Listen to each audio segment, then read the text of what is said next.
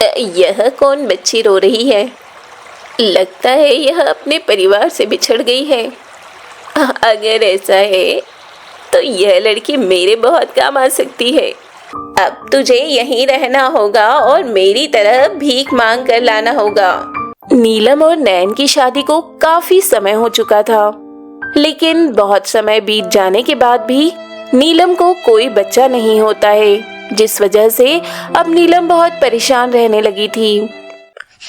एक दिन नीलम जब बाजार से घर वापस आ रही होती है तो वह देखती है कि गली के सब बच्चे मिलकर खेल रहे होते हैं और उन्हें देखकर नीलम मन ही मन कहती है, ये बच्चे खेलते हुए कितने प्यारे लगते हैं। काश मेरा भी कोई बच्चा होता।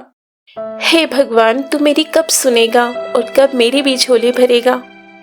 कुछ समय बीतने के बाद भगवान ने नीलम की पुकार सुन ली थी और अब वह गर्भ से थी। 9 महीने बाद नीलम एक प्यारी सी बेटी को जन्म देती है, जिसका नाम वो माही रखती है। मेरा चंदा है तू, मेरा सूरज है तू, ओ मेरी आँखों का तारा है तू। मेरी प्यारी बेटी, तुम इतने दिन से कहाँ थी? पता है तुम्हारी माँ इतने दिनों से तुम्हारा इंतजार कर रही थी। माही के आने के बाद से मानो नीलम और नैन की जिंदगी से सारे दुख खत्म हो गए थे और उनका परिवार अब खुशी खुशी रहने लगा था। और इन्हीं खुशियों के साथ धीरे धीरे माही बड़ी हो जाती है। पापा, कल मेरे स्कूल की छुट्टी है, प्लीज मुझे कहीं घुमाने ले चलिए ना। हम कितने दिन से एक साथ कहीं गए भी नहीं हैं। अब मेरी बेटी ने कहा है तो हमें घूमने तो जाना ही पड़ेगा। रुको, मैं कहीं अच्छी जगह चलने की व्यवस्था करता हूँ। नयन नीलम और माही को पिकनिक मनाने के लिए एक सुंदर जंगल में ले जाता है। पापा, यह जगह तो बहुत सुंदर है। मम्मी पापा आप सच में बहुत अच्छे हैं। इसके बाद नीलम और नयन जंगल के खूबसूरत नज़ारों को देखने लगते हैं। इसी बीच माही को एक बहुत ही प्यारी सी तितली दिखाई देती है और माही उस तितली को पकड़ने के लिए उसके पीछे पीछे जाती है, लेकिन अनजाने में माही अपने माता पिता से बहुत दूर चली जाती है और उस घने जंगल में खो जाती है। सुनिए, माही कहाँ है?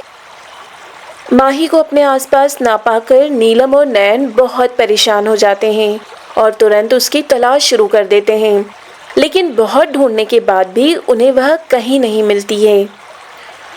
मम्मी पापा, कहाँ हैं आप? अपने मम्मी पापा से बिछड़ने के बाद माही बहुत जोर जोर से रोने लगती है और तभी जंगल से गुजर रही बिल्लो नाम की भिखारन की नजर माही पर पड़ती है। यह कौन बच्ची रो रही है?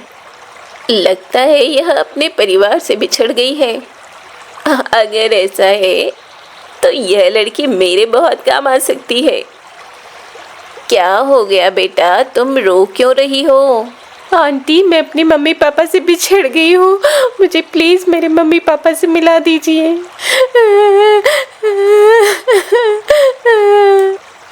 बेटा तुम परेशान मत हो, मैं तुम्हें तुम्हारे मम्मी पापा से ज़रूर मिलवाऊंगी। तुम मेरे साथ चलो। और इस तरह से बिल्लो भिखारन माही को उसके मम्मी पापा से मिलाने के बहाने से माही को अपने साथ ले जाती है। वहीं दूसरी ओर माही के ना मिलने के कारण नीलम का रो रो कर बुरा हाल हो जाता है। माही, मेरी बेटी कहाँ और किस हाल में होगी? माही के पापा, मुझे मेरी बेटी से मिला दीजिए प्लीज। नीलम, मैंने पुलिस थाने में रिपोर्ट लिखा दी है। पुलिस जल्दी ही माही को ढूंढ लाएगी। बिल्लो के घर पहुंचने के बाद माही बिल्लो से कहती है, आंटी, आपने तो कहा था कि आप मुझे मेरे मम्मी पापा से मिलाने वाली हैं, लेकिन आप तो मुझे अपने घर ले आई। मैंने तेरे मम्मी पापा को ढूंढने की बहुत कोशिश की, लेकिन वह मुझे कहीं नहीं मिले।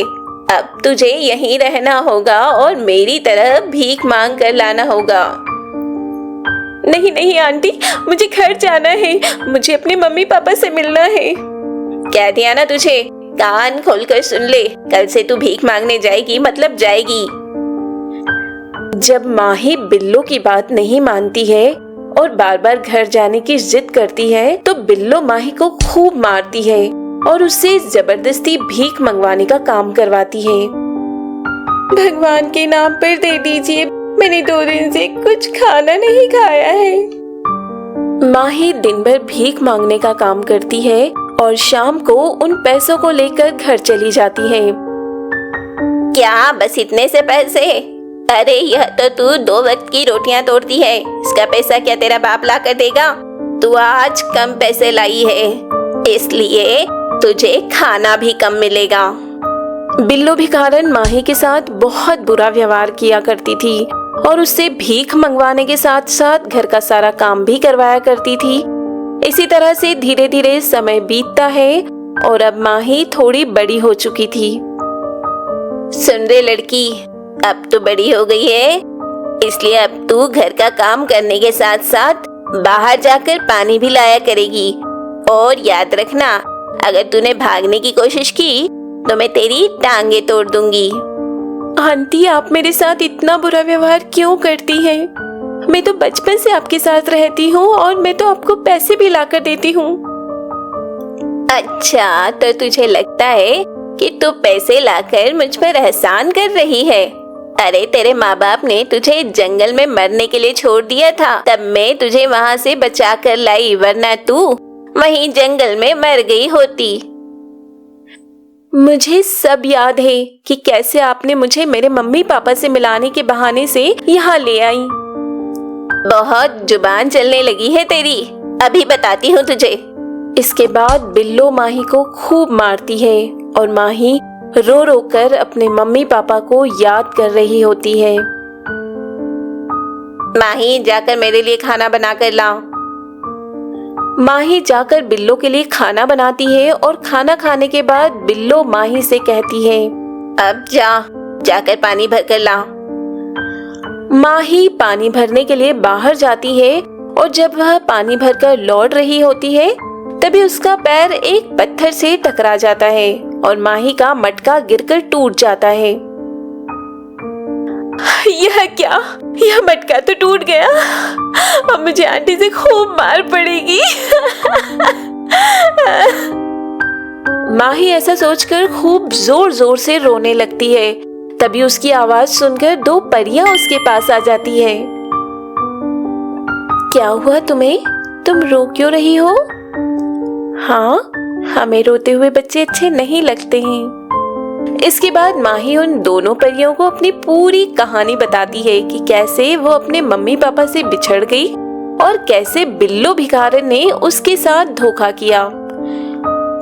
तुम्हारे साथ तो सच में बहुत बुरा हुआ, लेकिन तुम फिक्र मत करो, परियों के होते हुए किसी भी बच्चे को परेशान होने की कोई जरूरत नहीं है। यह लो, यह जादुई कंगन, यह तुम्हें हर परेशानी से बचाएगा। और मेरी तरफ से यह जादुई लहंगा, तुम इससे जो भी मांगोगी यह तुम्हें दे देगा। यह तुम्हें तुम्हारे मम्मी पापा से भी मिला सकता है। जादुई लहंगा और जादुई कंगन देने के बाद वह दोनों परियां वहां से गायब हो जाती है और माही भी घर लौट आती है। माही बिल्लो को मटका टूट जाने की बात बताती है। इसके बाद बिल्लो उसे मारने के लिए जाती है, लेकिन वह जादुई कंगन बिल्लो के हाथ पैर जाम कर देता है। तभी माही जादुई लहंगे से कहती है, जादुई लहंगे, मुझे मेरे असली मम्मी पापा से मिला दो। माही के कहे अनुसार जादुई लहंगा उसे नीलम और नैन के पास पहुंचा देती है और इस तरह वो बिल्लो भिखारन के चंगुल से निकल जाती है। तो दोस्तों, ये थी जादुई अनोखा लहंगा और कंगन के जादू की कहानी। अगर ये कहानी आपको अच्छी लगी हो तो वीडियो को लाइक कर चैनल को सब्सक्राइब जरूर करें। साथ ही अपने दोस्तों को भी शेयर करें ताकि वो भी इसका आनंद ले पाएं। धन्यवाद।